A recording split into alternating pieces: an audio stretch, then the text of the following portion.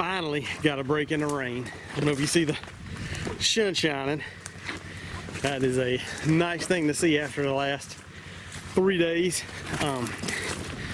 Overall, I've been using, before everything even started, when I first was setting everything, I used peat moss, and so I would bed the trap and then kind of put peat moss on the inside of the trap, try to pack it in good, and then some of the traps I would leave exposed patterns, some of them I would blend with hay or something like that, and overall that has kept everything working really well through the rain.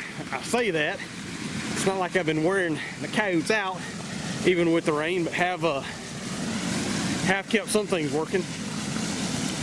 Walking down here to one of my otter sets, you see this giant overflow. We have had the rain, it is coming, and my trap is actually, looks like we might have a payoff here.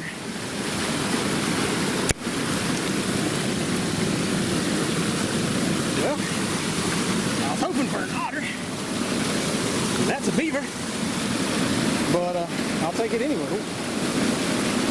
Got this, there's a pretty good slide coming down that pond dam and all, and it come right through here. I mean, just an ideal spot here, dipping in this water. I wasn't sure how the animals are coming with this giant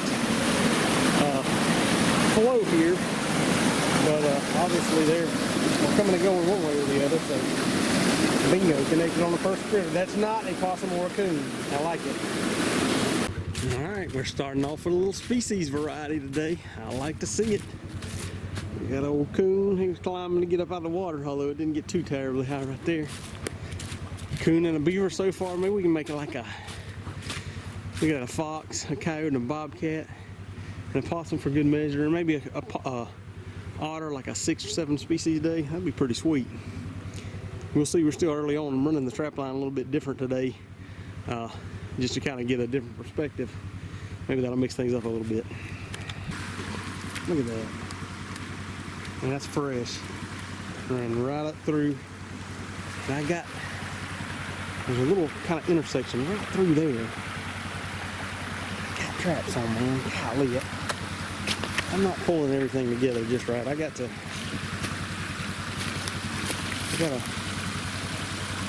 gotta make some kind of adjustment. We're putting in the work. There's another old coon. Look, he's ashamed. He knew he got his hand caught in the cookie jar. He didn't want to show his face. He's got a royal mess there, though. Golly. Golly, stupid four-wheeler. I think I've got the answer to my prayers here. I hope it's not a yard dog. That is definitely a coyote. Man, I have been struggling. From here, that don't look like a bad coyote. This was actually a flat set location that I had. I had that little stick you can see was laid out almost right in the road, and I set it with some Cotsboro's 99 coyotes. No urine, no bait lure, just that, and bam! It's about darn time. That is awesome. Golly, I needed that bad. That's a pretty looking coyote too. I'm gonna get him dispatched, or her, and we'll see what else we got. Oh man, I got the remake, and instead of going with the whole catch circle look, I kind of tried to blend it a little bit. This was the original log. I left it in place, piled up the scat. Check out that turkey quill. I mean, that thing had to hurt coming out. And then this chewed up piece. So the trap is here. I might back this up just a little bit, but hopefully that'll try to funnel. And then just for good measure, now I just had one set here. Now I've got another set in another kind of bottleneck, and then I got 2 more kind of down here. One in a bottleneck going off to the right, and one on that corner. But adding another one here just in case that may spook something a little bit. I'm going to add another one here, and here's what I've been doing. I saw this on a couple of Clint Locklear's videos, and I've seen heard some folks talking about. I've used peat moss before, mainly when it was really cold, but I've been using it to combat the wet this season. So I'm kind of kind of digging my trap bed like Mark Zager talks about in his pipe dream sets. Of the bed is a little bit smaller than the trap itself, and then I'm using a hammer to knock out a spot for my levers and my dog, and then I'm kind of wedging that trap in, and it's almost kind of bedded as it is then. And I'll kind of take a little bit of dirt, put over the levers, and the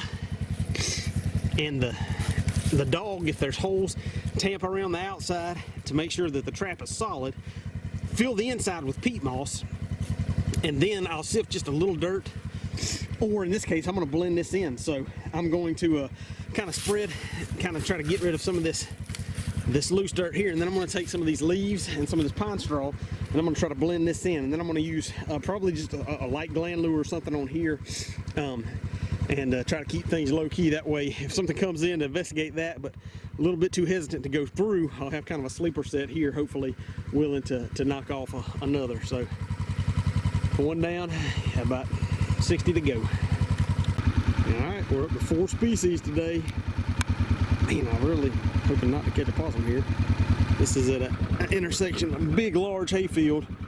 Coming off a field, there's a pond down here.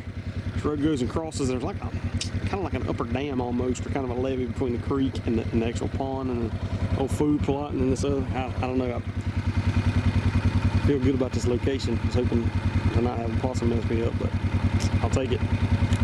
Dang old possum messing up all my good sets. And that's a drag. I don't know how he got it wrapped around that. He must have tried to climb that tree. That's where I caught the big coon yesterday. You can see the remnants of him still back there. I really like this set. I'm anxious for it to catch something besides a grinner. Well, darn near forgot I set this dog proof here. Waxing the possums. That's another boom. Look at the head on that rascal. Booming Crockett for sure.